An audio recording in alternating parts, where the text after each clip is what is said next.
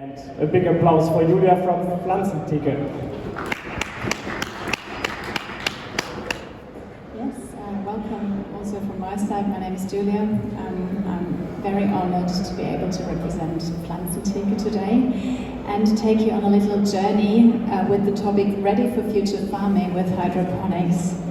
And I would like also to take you on a little journey when it comes to existential challenges of agriculture.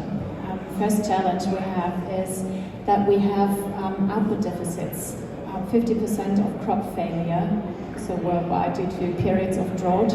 Always, it's hard to imagine at the moment, but droughts, we all know them. Soil losses, 25% of soil is affected by degradation, meaning the erosion of fertile soil.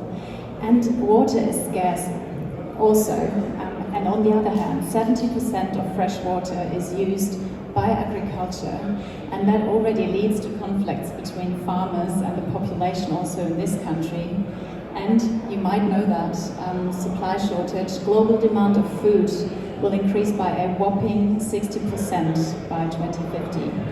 So different challenges, and what is our vision to address the challenges? Our vision is a sustainable and secure supply of locally produced food to protect the environment and that for all people. Okay, we use the technology of hydroponics to do that. What is hydroponics? Hydroponics is cultivation of fruit and vegetable outside of the soil, usually vertically.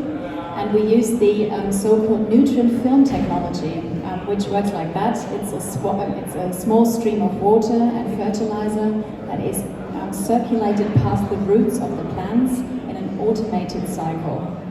Okay, so this is what we do, and we do it with our smart farming systems. They look like A's. It's an A-frame, that's what we call it. It's a planting rack, basically, that has the following USPs. First of all, it's scalable. Scalable means, thanks to the modular structure that we use, you can actually expand the farms as required, being a farmer. And, sorry about that, we have high added value and very short amortization cycles.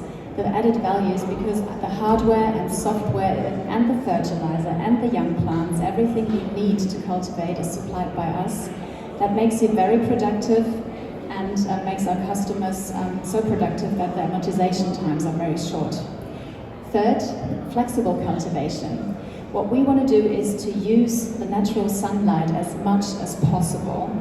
So if you want to grow outside or in a polytunnel or in a greenhouse, yes, that depends basically on our customers.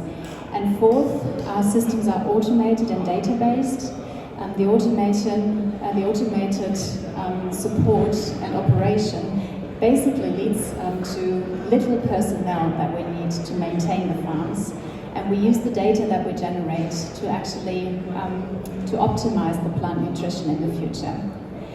So let's have a use case of strawberry cultivation. Why do we have to cultivate or to import strawberries from countries like Spain to Germany, for example, where water is very scarce, and we actually help destroying the environment there? And why do we cultivate strawberries in the soil so often? That often leads to bad fruit quality.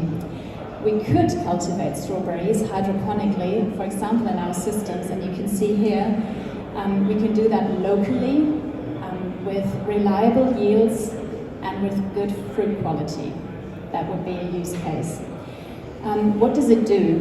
We can become a money saver and a resource saver with Pflanzentheke, meaning you save, with hydroponic systems, you save 90% of water, 85% of fertilizer, and we gain up to 5 times the yield compared to conventional cultivation.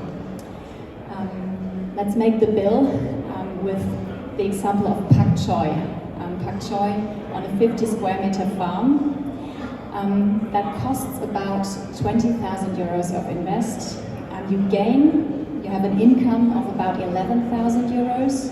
and that gives you a profit of around 6,000 euros per year, meaning the amortization time is just 3 years for a farm like that with pak choi, maybe direct marketing.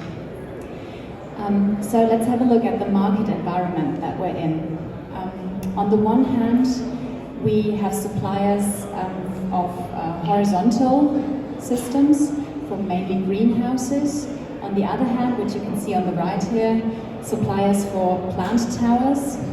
And we try to combine with our system that you can see in the middle the advantages of both and try to minimize the disadvantages. So we are scalable, very much, we are vertical, we have marketable fruit, we're outdoor capable, and we try to very simplify harvesting. Okay, so you don't actually get back pain because you don't have to bow down. We know that over 260,000 farmers in Germany alone have to deal with the future of their business. And this is why we focus on vegetable farmers at the moment, direct marketers, maybe with their own farm shops, or we focus on companies with their own canteens, can be hotels as well, and we focus on educational institutions to attract young farmers too. Maybe a little outlook into R&D next year. First of all, we want to optimize our measurement and control technology and controlling the A-frame systems by including weather data to actually know upfront what the environmental circumstances will be. And we want to include camera monitoring for the plants. Second, the nutrient solution. We're working hard on organic nutrient solution in hydroponic system, for example. Third, the system itself. We are looking into automating the harvesting process, which is a very big thing to our mind. And fourth, the crops. We're looking into cultivating young plants for customers that you can actually buy with us, and expansion of cultivative crops, so that we have a broad range of what you can actually cultivate in our systems. We're very happy and thankful for a lot of media attention in the last couple of months. That gives us a feeling of being on the right track somehow. And I would like to introduce you to our founding team, where Michael and myself, we look at the commercial part of the business.